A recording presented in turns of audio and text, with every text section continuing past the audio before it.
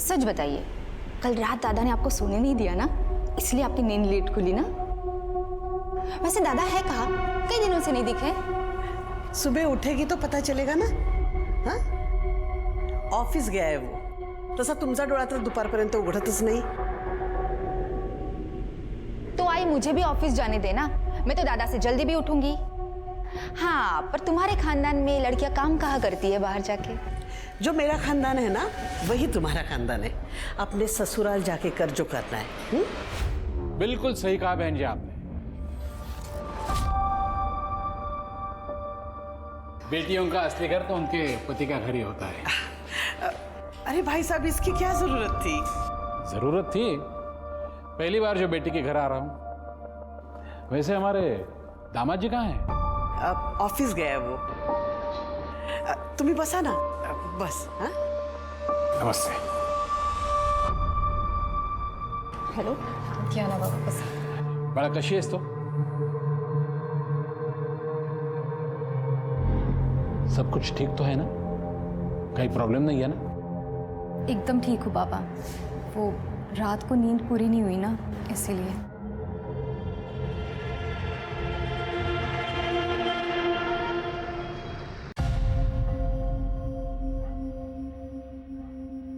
भाई क्या है ये खरोड़ गांव की जमीन खरीदने से मैंने आपको मना किया था, फिर क्यों खरीदी आपने? अमित ने अपने सोर्सेज से कंफर्म कर लिया है. वहाँ गवर्नमेंट का बहुत बड़ा पावर प्लांट लगने वाला है. जमीनों के दाम बढ़ने वाले हैं. ये अमित, इसकी बात पर आपको मुझसे ज्यादा भरोसा? इसको तो मैं भी... छोड़.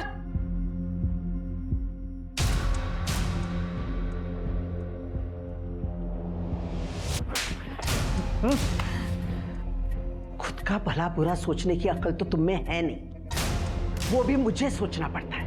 मेरा जितना भला आपको करना था ना, आप कर चुके हो. अब कम से कम मुझे अपने मन की कर लेने दो. करो. किसने रोका है? अरे आपने रोका है, और किसने रोका है? क्या? देखो बेटा, ये प्रॉपर्टी, ये घर, ये सब तुम्हारा ही तो है. लेकिन पहले खुद को साबित कर. खुद को साबित करते करते ना मैं थक गया हूं. लेकिन अब भी आपको मुझसे ज्यादा अगर दूसरों पर भरोसा है ना, जस्ट लीव इट.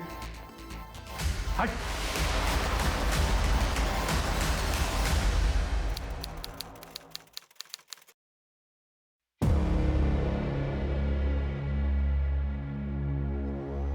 अच्छा एक बात बता, ये तेरा भाई है, अगर ये वापस ही नहीं आया तो तेरी तो मौज ही मौज, सारी प्रॉपर्टी तेरी. कुछ भी बोलते हो यार. आई मुझे ऑफिस तक जाने नहीं देती, प्रॉपर्टी क्या खाक देगी? और वैसे भी भाभी है ना, भैया के बाद प्रॉपर्टी तो भाभी को ही मिलेगी. चलो भाभी को आधी प्रॉपर्टी मिल गई, बाकी बची हुई प्रॉपर्टी तो तेरी हुई. 1 रुपया नहीं मिलेगा मुझे आसानी से, कुछ तो करना पड़ेगा इसके लिए.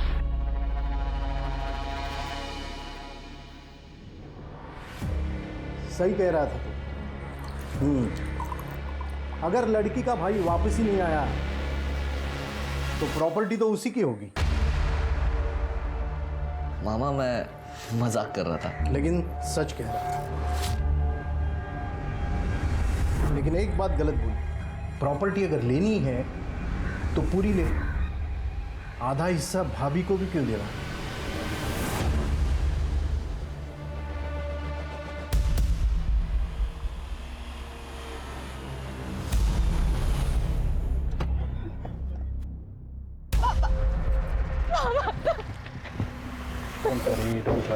अजिंक्य का नंबर दे, उसको ट्रैक करेंगे, उसका लोकेशन पता चल जाएगा. अब अरे सर, इसकी कोई जरूरत नहीं. मैंने कहा ना आपसे, अजिंक्य वापस आ जाएगा.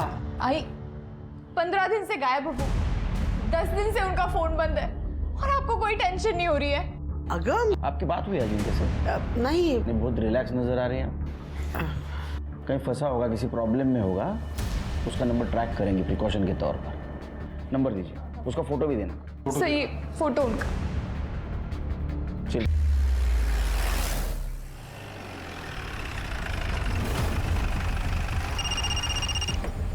हेलो.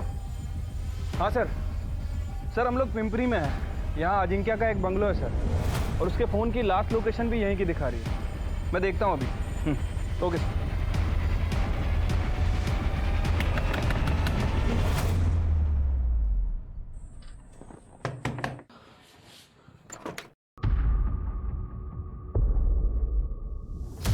अजिंक्य को बुलाओ। साहब तो चले गए घर पे 1 घंटे पहले। चले गए? तुम कौन हो? मैं किशोर काम करता हूँ यहाँ। जी सर। तुम कौन हो? सर मैं यहाँ का केयर टेकर हूँ। Caretaker? अजिंक्य यहाँ कितने दिन से रुका हुआ था?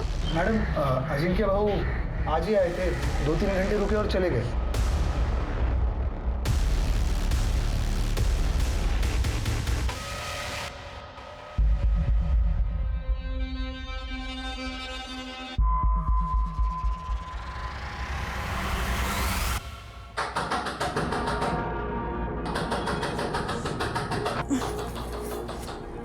अजिंक्य कहाँ चले गए थे आप? मैं कितना डर गई थी। Thank God. कहाँ चला गया था मैं? यही तो था। अरे कौन है? क्यों दरवाजा ठोक रहे हो? आ तो रहा हूं। क्या हुआ? दादा बाहर पुलिस आ गया था। सर मैंने आपको पहले ही कहा था, मेरा बेटा घूमने गया है, गायब नहीं हुआ। ये तो मेरी बहू फालतू में घबरा गई। अजिंक्य इसके बाद में जब बाहर घूमने जाओगे तो घर पे इन्फॉर्म करना। चलो थैंक यू। सीरियसली ईशा, तुमने ये पुलिस को इन्फॉर्म कर दिया? लेकिन आप गायब थे, आपका फोन भी नहीं लग रहा था। मैं बहुत डर गई थी। बच्चा नहीं हूं मैं, अपना ख्याल खुद रख सकता हूँ। और आइंदा से अगर तुमने मेरे किसी भी मामले में दखल देने की कोशिश की तो मैं तुम्हारा... बस बेटा तुम अपने कमरे में जाओ।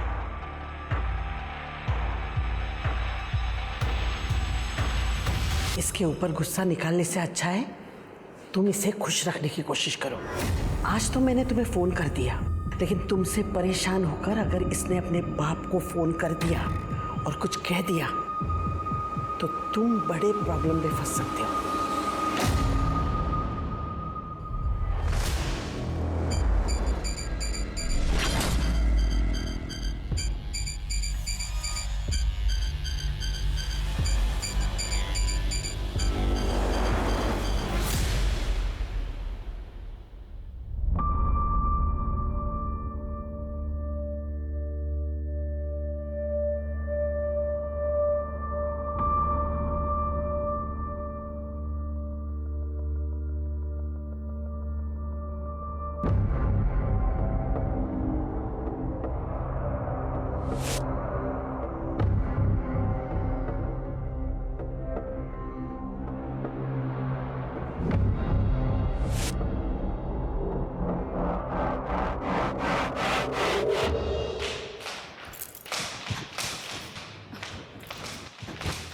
आई क्या हुआ बेटा, इतनी परेशान क्यों है? आई वो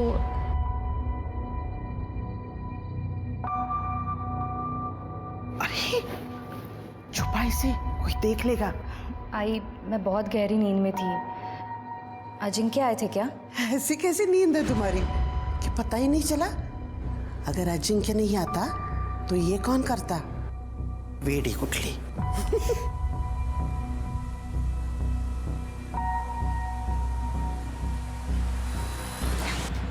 थैंक्स। तेरे भाई का भी बढ़िया है, अपनी मर्जी से आता है, अपनी मर्जी से जाता है। पता नहीं तेरी भाभी कैसे झेल रही है उसे। इसमें झेलने की क्या बात है? घर में किसी चीज़ की कमी थोड़ी ना है। एग्जैक्टली, घर में किसी चीज़ की कमी थोड़ी ना है। करोड़ों की प्रॉपर्टी अलग से।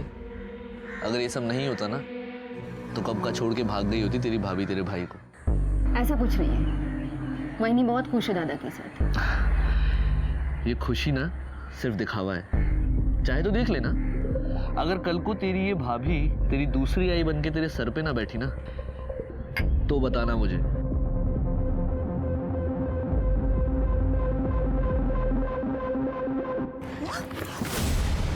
प्लीज मेरी बेटी को बचा लो, सिर्फ तुम ही मेरी बेटी को बचा सकती हो। कौन है आप? कौन है आपकी बेटी?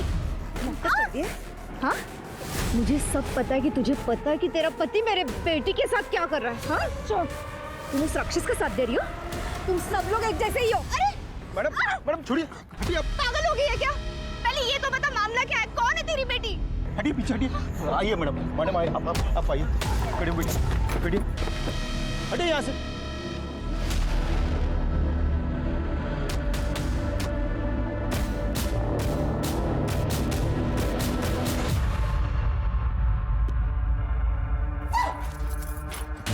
किसी से भी इस बात का जिक्र किया ना, जान से मार दूंगा।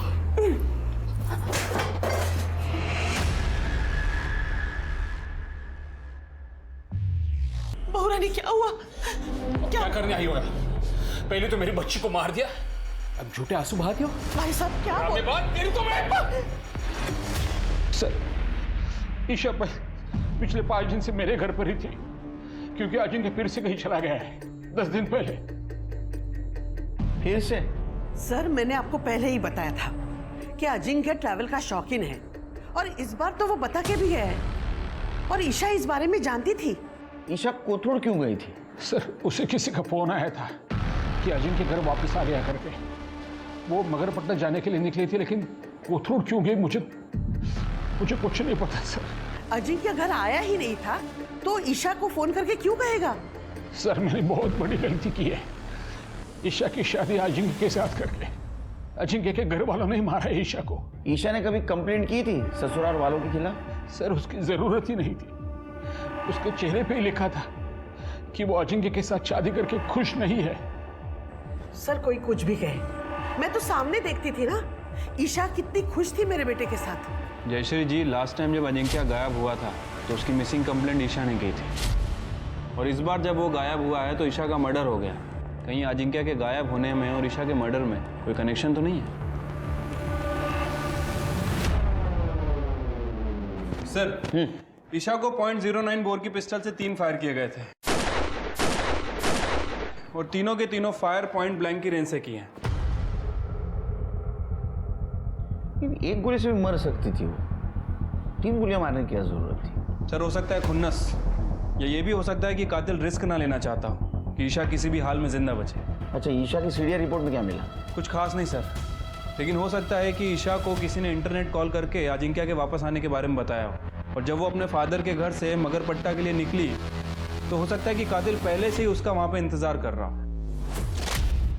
ये जिसने भी किया है शिर के पूरे प्लानिंग के साथ किया है। जिसने भी ईशा को मारा है उसको ईशा के मरने से बहुत फायदा हुआ होगा। एक काम करो, दोनों फैमिलीज और रिलेटिव्स को चेक करो और देखो ईशा पे किसको खुन्नस थी, और ये भी चेक करो .09 बोर का पिस्टल किसके पास है। सर ईशा की पोस्टमार्टम रिपोर्ट आ गई। ईशा की मौत दिन मतलब उन दरिंदों ने ईशा के साथ साथ उसके बच्चों को भी मार दिया? नहीं सर, ईशा ने अपने प्रेगनेंसी के बारे में मुझे कुछ नहीं बताया। वो क्यों छुपा रही थी? आप कुछ जानती हैं इस बारे में? नहीं, वहीनी ने मुझे कुछ नहीं बताया था। सर हमने खबरियों को कॉन्ट्रैक्ट किलर्स के पीछे छोड़ दिया है, उन्हें कुछ भी पता चलेगा तो वो हमें इन्फॉर्म करेंगे। और सर जहाँ तक बात है ईशा की फैमिली की, तो ईशा की फैमिली में किसी के पास भी .09 बोर की पिस्टल नहीं है। सर मुझे तो शुरू से ही दाल में कुछ काला लग रहा था। शिर की दाल में काला नहीं, पूरी दाल काली है। एक काम करो शिर, ये ईशा का थरोली इन्वेस्टिगेशन करो। हो सकता है उसकी प्रेगनेंसी उसके मौत का कारण हो, और तुम उसका घर और ससुराल में जितने भी नौकर हैं उनसे बात करो, देखो कुछ बोलते हैं क्या। और वो पीएम डॉक्टर, उससे बोलना ईशा का और उसके होने वाले बच्चे का विसारा प्रिजर्व करके रखे। बहुत कॉम्प्लिकेटेड केस है, ये विसारा जरूर काम आएगा। ठीक है सर।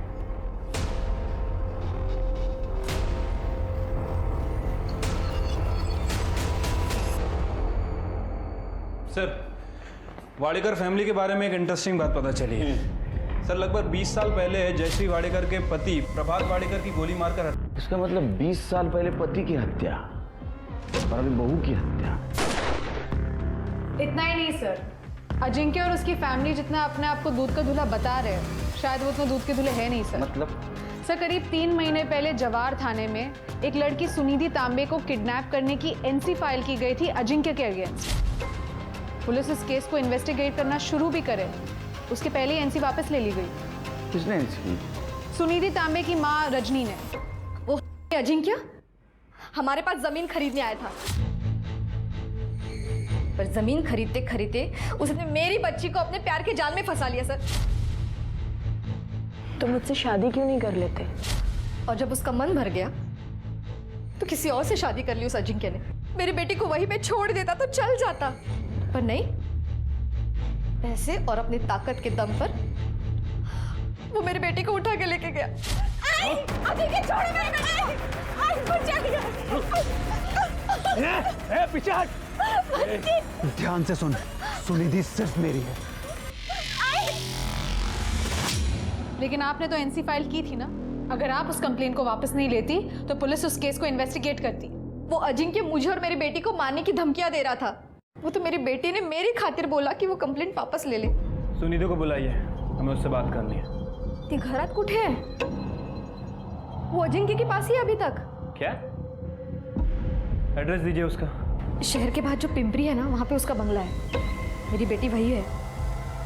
पिंपरी में? यही मैडम तो थी जो अजिंक्य साहब के साथ रहती थी यहीं पर, मगर 8-10 दिन पहले साहब के साथ यहाँ तक चली गई। ये मैडम को कभी देख के ऐसा लगा कि वो अजिंक्य के साथ जबरदस्ती रह रही है? नहीं सर, ऐसा तो ज़बरदस्ती मुझे कुछ नहीं लगा। दोनों पार्क में साथ में बैठते थे, सुबह शाम घूमने जाया करते थे, कभी कभी बाहर भी जाते थे। Are you sure इन दोनों के बीच में कभी कोई गड़बड़ नहीं थी? नहीं मैडम, दोनों के बीच में तो कुछ गड़बड़ नहीं थी, लेकिन एक दूसरी मैडम आई थी साहब के यहाँ से जाने के 1 दिन पहले, तब दोनों में बहुत झगड़ा हुआ था। क्या वो औरत ये थी? हाँ यही थी। निकल, चल यहाँ से। निकल। मैं पुलिस में जाऊंगी। अरे हाँ, तेरे को जहाँ जाना है जा, डरता नहीं हूँ मैं किसी से। सर, बंगलो के केयरटेकर रमेश ने जो बताया था, सर इसे देखकर तो ऐसा ही लग रहा है कि सुनिधि अपनी मर्जी से अजिंक्य के साथ रह रही थी। सर ऐसा भी हो सकता है कि इन दोनों को साथ में रहना हो, इसलिए दोनों ने किडनैपिंग का नाटक किया हो। लेकिन जब सुनिधि की मां रजनी ने पुलिस में कंप्लेंट फाइल की तो जान का खतरा बताकर सुनिधि ने अपनी मां के पास से कंप्लेंट वापस करवा ली। सर ये दूसरा वीडियो। पॉसिबिलिटी है, क्योंकि ईशा अजिंक्य से लड़ने गई थी और उसने उसको पुलिस की धमकी दे दी, और नेक्स्ट डे अजिंक्य और सुनिधि दोनों गायब हो गए, और अब ईशा को रास्ते से हटा दिया। लेकिन शिर्के, इतना सब उसके लाइफ में मैटर चल रहा था कि जयश्री जी को पता नहीं था। सर ये बात तो ईशा के फादर को भी नहीं पता थी। क्या झगड़े के वक्त से ही अपने फादर के साथ रह रही थी, ना तो उसने प्रेगनेंसी की बात अपने फादर को बताई और ना ही सुनिधि के बारे में। और सबसे इम्पोर्टेंट बात, ये बंगला और अजिंक्य और सुनिधि के बारे में ईशा को बताया किसने? सर इस बारे में मैंने जयश्री जी से बात की थी। सर सुनिधि के साथ मेरे बेटे ने अपना रिश्ता कब का खत्म कर लिया था, और अब आप कह रहे हैं कि मेरे बेटे ने सुनिधि को जबरदस्ती अपने साथ रखा था। मेरे लिए तो पेपर्स ओके हैं, एक बार क्रॉस चेक करवा के डॉक्यूमेंटेशन के लिए भेज दो। Okay ma'am. बेटा जी मैडम ने पेपर भेजे डॉक्यूमेंटेशन से पहले देखने के लिए। आपने देख लिया ना? हाँ ओके। तो भेज दीजिए डॉक्यूमेंटेशन के लिए। मैं आप पे कैसे डाउट कर सकती हूँ? आखिर हमें ही तो एक दूसरे का ख्याल रखना है। वाडेकर परिवार में शक्ति का केंद्र बदल चुका था। हर बार अजिंक्य की वापसी का भरोसा रखने वाली जयश्री ने इस बार अजिंक्य की वापसी का इंतजार ना करके अपने स्वाभाविक उत्तराधिकारी के तौर पर स्नेहा को चुन लिया था, जबकि वो हमेशा लड़कियों के काम करने के खिलाफ रही। क्या उसे कुछ ऐसा पता था जो अपने उत्तराधिकारी का चुनाव करना उसकी मजबूरी बन गई थी?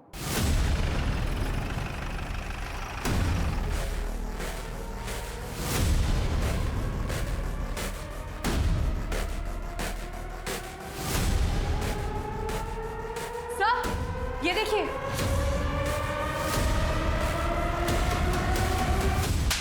क्यों मारा? ईशा क्यों मारा? सर मैं क्यों मारूंगा ईशा को? सर मेरा तो उससे कुछ लेना देना ही नहीं है। मैं सुनिधि से प्यार करता हूँ, उसके साथ रहना चाहता हूँ। अच्छा, तो सुनिधि के साथ तू रहना चाहता था इसलिए सुनिधि को किडनैप कर लिया? सर करना पड़ा मुझे किडनैप। ईशा की वजह से सुनिधि को लगता था कि मैंने उसे धोखा दिया है सर। और कुछ दिन हम लोग साथ में रहते तो सब कुछ नॉर्मल हो जाता हमारे बीच में। अजिंक्य बहुत सनकी था सर। अगर मैं उसके साथ कोऑपरेट नहीं करती तो वो मुझे और मेरी आई हम दोनों को जान से मार देता। मेरे पास कोई और ऑप्शन नहीं था उसकी बात मानने के सिवा। तू सुनिधि को इतना प्यार करता था तो ईशा के साथ शादी क्यों की? आई की वजह से सर। आई चाहती थी कि हमारी स्टेटस वाली बहू हमारे घर में है। उन्होंने मजबूर किया मुझे ईशा से शादी करने के लिए। सर मैंने तो उम्मीद ही छोड़ दी थी कि अजिंक्य मुझे कभी जाने भी देगा, लेकिन कुछ दिन पहले उसकी बीवी ईशा बंगलों पर आ गई थी।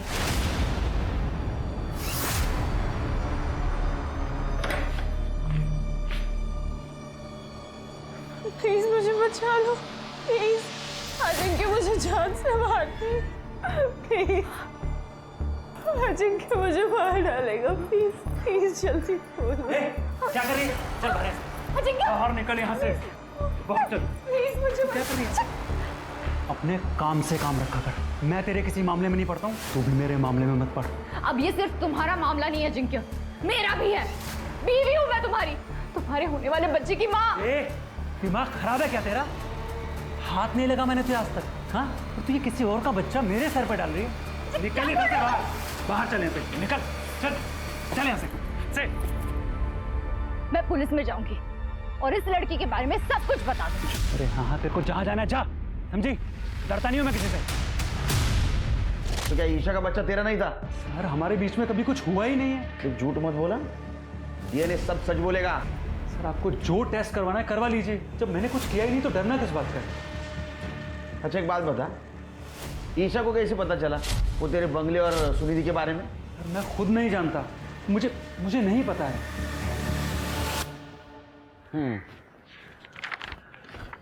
सर अजिंक्य के फ़ोन लोकेशन के हिसाब से पिछले 2-3 महीने में उसकी फ़ोन की लोकेशन वाडेकर हाउस में बहुत कम रही है सर। ये देखिए, कभी एक दिन, कभी आधा दिन। सर कहीं वो सच तो नहीं कह रहा है?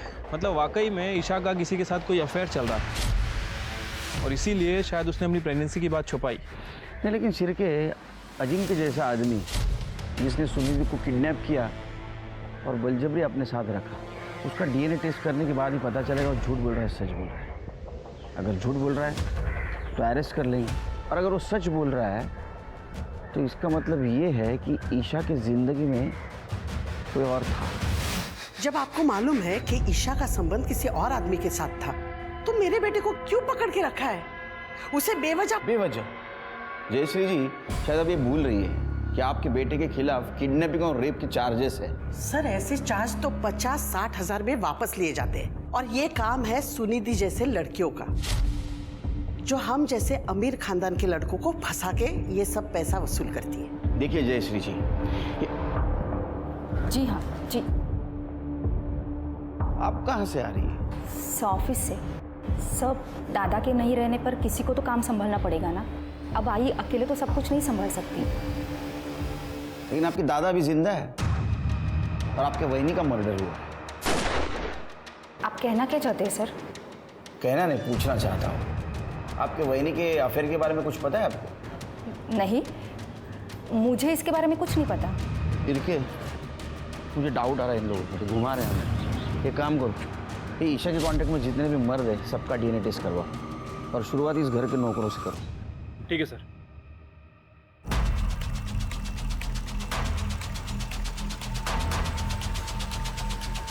डर क्यों रहा है? नहीं सर। कुछ किया? नहीं सर, मैंने कुछ नहीं किया। अब कौन बचा? सर नीलेश, जयश्री जी का खास। सर सारा सामान डीएनए के लिए भेज दो, और बोलना रिपोर्ट जल्द से जल्दी दो। ठीक है सर। सर डीएनए की जरूरत नहीं है। ईशा वाहिनी के होने वाले बच्चे का बाप मैं ही हूँ सर। इंस्पेक्टर साहब, अरेस्ट करना इसे। अपनी पोल खुलने की वजह से इसी ने मेरी बहू को मारा, और इसकी सजा मेरा बेटा भुगत रहा है। ये क्या बात कर रही है मैडम आप? आपके कहने पर ही तो वहिनी के साथ सो रहा था मैं, ताकि वहिनी को ये लगे कि उसके साथ अजिंक्य सो रहा है। क्यों? शर्म नहीं आती? क्यों झूठ बोल रहा है? क्यों झूठ बोल रहा है? ये झूठ बोल रहा है इंस्पेक्टर साहब, ये झूठ बोल रहा है। सर मैं सही कह रहा हूँ। मैडम के कहने पर ही मैं अफीम लेके आता था, जिसे मैडम वहिनी के दूध में डालकर उसको बेहोश करती थी।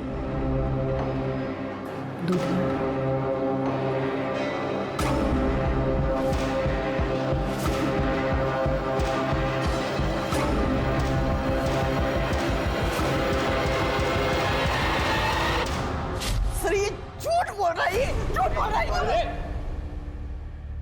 चला घेऊन चला, क्या सच क्या झूठ हम पता करेंगे। सर नीलेश अभी भी अपनी बात पे अड़ा हुआ है। उसका कहना है कि उसने जो कुछ भी किया जयश्री के कहने पे किया है।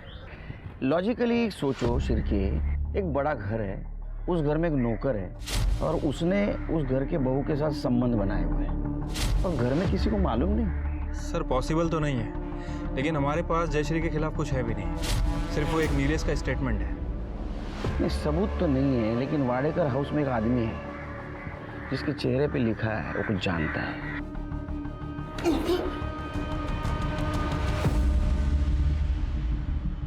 देखो, कुत्ता कितना भी वफादार क्यों न हो, वो पागल हो जाता है ना तो मालिक उसको गोली मार देता है। मेरा इन सब से कुछ लेना देना नहीं है साहब।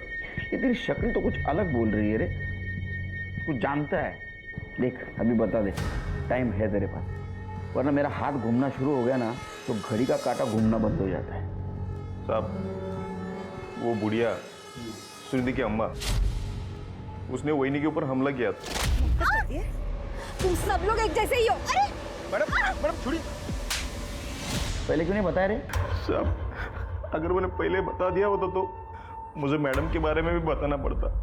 वो वहीनी ने बताया था मैडम को वो बुढ़िया के हमले के बारे में। कोई भी ऐरी गहरी औरत रास्ते में तुम्हें मिलके कुछ भी कह दे और तुम घर पे आके झगड़ा करोगे? परनाई, रोड पे कितने सारे लोग थे, उसने किसी से कुछ नहीं बोला, सिर्फ मुझे ही क्यों कहा कि मेरे पति से उसकी बेटी को बचाओ। मुझे कैसे पता चलेगा? नहीं सर, ईशा ने मुझे उस औरत का फोटो नहीं दिखाया था, तो मैं कैसे पहचानती कि वो सुनिधि की माँ है? और दूसरी बात, अजिंक्य के बताए हुए धोखे में मैं थी कि उसका सुनिधि के साथ रिश्ता खत्म हुआ। फिर मैं कैसे गेस करती कि ये क्या मामला है? अगर अजिंक्य ने वाकई तुम्हारी बेटी की जिंदगी बर्बाद की थी तो इसमें ईशा की क्या गलती थी? उस ईशा के साथ शादी करने के बाद अजिंक्य ने मेरी बेटी को दूसरी औरत का दर्जा दिया था, जो मैं कभी भी बर्दाश्त नहीं कर सकती थी मैडम। इसीलिए मैंने ईशा को मारने की कोशिश की थी।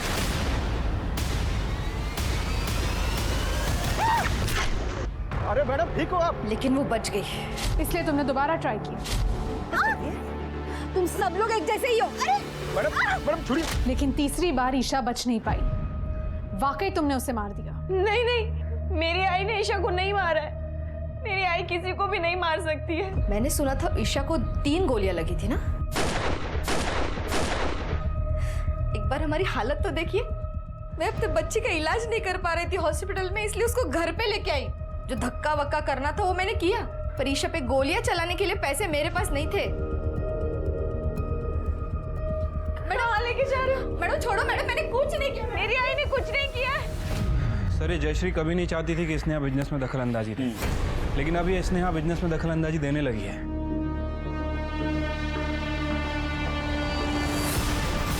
और एक और बात सर, स्नेहा का एक बॉयफ्रेंड है राजन, और राजन का मामा है प्रकाश। पिछले दिनों इन दोनों को अजिंक्या के पिंपरी वाले बंगले पे चक्कर लगाते हुए देखा गया है। केयरटेकर रमेश ने इन दोनों को पहचाना है सर। दोनों अंदर बैठे हैं। देख अब सच बोल, नहीं तो सच बोल, पट्टे से ऐसा मारूंगा ना जिंदगी भर याद रखेगा। सर, स्नेहा के बोलने पे सर हम लोगों ने अजिंक्य का पीछा किया था सर, तभी उसके बंगले तक पहुंचे सर। स्नेहा जी, आपके दादा का पीछा आप आपके बॉयफ्रेंड से क्यों करवा रही थी? सर, आई बहुत पुराने ख्यालात की है। लड़की होने की वजह से ना मुझे बिजनेस में हिस्सा मिलता और ना ही प्रॉपर्टी में, पर मुझे इससे कोई प्रॉब्लम नहीं थी। पर मेरे बॉयफ्रेंड राजन ने ये सारी बातें मेरे दिमाग में भर दी। ये तेरा भाई है, अगर ये वापस ही नहीं आया तो तेरी तो मौज ही मौज, सारी प्रॉपर्टी तेरी। दादा की हरकतें ऐसी थी कि आयु से बिजनेस हैंडओवर नहीं कर रही थी, तो मैंने सोचा दादा की जगह मैं ले सकती हूँ। हाँ, एक तो तुम्हारी आई की घटिया सोच थी और तुम्हारी बहनी तुम्हारे रास्ते का कांटा थी, तो दोनों को खत्म करना था तुम्हें, इसलिए सब कुछ किया तुमने। आई भले ही बिजनेस दादा को नहीं देती, मगर उनकी बीवी ईशा, अगर इस घर की बहू होने के नाते अगर उसने प्रॉपर्टी में हिस्सा मांगता तो कुछ नहीं कर पाते। और दूसरा, मुझे बिजनेस ज्वाइन करना था, पर इसके लिए आई को मनाना बहुत मुश्किल था। पर मेरी किस्मत अच्छी थी कि ये दोनों प्रॉब्लम का सलूशन खुद चलकर मेरे पास आया।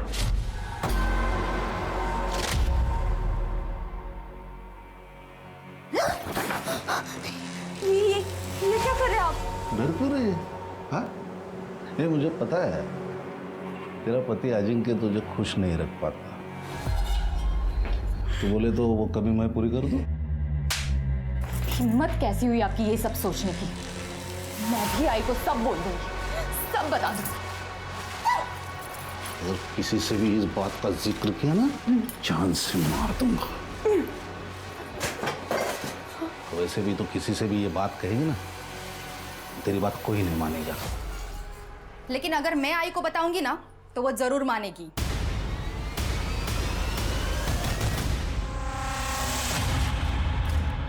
तो ये है तुम्हारा सॉल्यूशन? सर, आई अमित अंकल पर खुद से भी ज्यादा भरोसा करती थी और इनकी गर्दन मेरे हाथ में थी, इसलिए मैंने इनको ब्लैकमेल किया ताकि वो आई को मनाए मेरी तरफ से बिजनेस ज्वाइन करने के लिए। तूने ईशा को इसलिए मरवाया ताकि तेरे करतूतों के बारे में जयश्री को पता ना चले, और तूने इसको इसलिए हेल्प की ताकि सारी प्रॉपर्टी तेरे नाम पे हो जाए। ब्लैकमेल कर सकती हूँ लेकिन किसी का खून नहीं। मैंने वही को रास्ते से हटाने के लिए उनके साथ माइंड गेम खेला था। इतनी अच्छी जिंदगी है आपकी, क्यों बर्बाद कर रही हो उसे? छोड़ दो ना दादा को। वेडिया है इसका तू? शादी हो चुकी है मेरी। जिसकी कोई वैल्यू ही नहीं है उनको। मैंने वहीनी को दादा और सुनिधि के बारे में सब कुछ बताया था, पर उन्होंने मुझसे सबूत मांगे अपनी बात साबित करने के लिए। इसलिए मैंने राजन से कहकर दादा का पीछा करवाया और सुनिधि का एड्रेस निकाला और भाभी को दे दिया। वहीनी ने अपनी आंखों से सारी सच्चाई देखी थी, मगर किसी से कुछ नहीं कहा, और अगर मैं किसी से कुछ कहती तो दादा ही मुझे जान से मार देते। इसलिए मैं भी चुप बैठी। स्नेहा भी यही बात रिपीट कर रही थी और मुझे भी ये बात परेशान कर रही थी। अगर उस दिन ईशा ने अजिंक्य और सुनिधि का झगड़ा देखा तो उसने किसी को बताया क्यों नहीं? झगड़ा कितनी तारीख को हुआ था? सर 5 तारीख को। तुरंत 5 तारीख का ईशा का मोबाइल लोकेशन और कॉल डिटेल्स निकालो और देखो वो कहाँ गई थी, किससे बात की, किससे मिली, सब डिटेल्स निकालो। सर। अरे नीलेश और अजिंक्य, उनकी डीएनए रिपोर्ट का क्या हुआ? So we on it. Good. Sir, Prabhat Wadekar याद है? हाँ, जयश्री का पति। सर, ये उसी की केस फाइल है।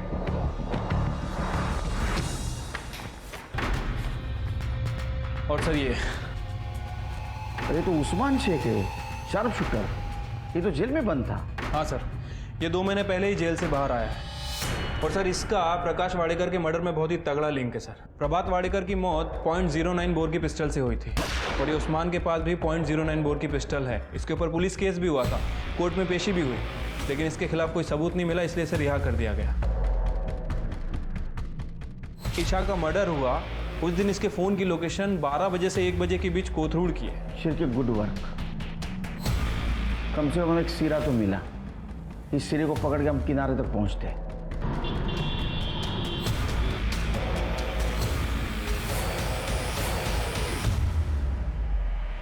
जयश्री जी, आपने झूठ बोला हमसे। नंबर 1, नीलेश आपके लिए काम नहीं करता, और नंबर 2, ईशा के प्रेगनेंसी के बारे में आपको पता नहीं था। फिर तो बकवास कर रहे हैं आप। आपने झूठ बोला, इसका सबूत है हमारे पास। किरण, बता इनको क्या देखा था उस दिन। डरो मत। मैंने तुम्हें अपने बहू के साथ सिर्फ सोने के लिए कहा था ताकि वो अजिंक्य के धोखे में रहे। तुमने उससे प्रेग्नेंट कर दिया, इडियट। गलती होगी मैडम।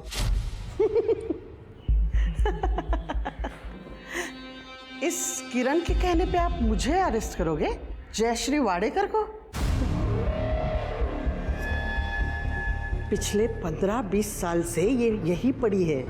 इसके मुंह पे अगर मैं 5-50 हजार रुपया मार दूं ना तो पलट जाएगी ये। फिर क्या करोगे आप? फिर हम आपके पति प्रभात वाडेकर का केस ओपन करेंगे, जिसको 20 साल पहले आपने सुपारी देकर मरवाया था उस्मान शेख के हाथों से, और अब ईशा को मरवाया है उसी के हाथों से। इतना काफी है ना?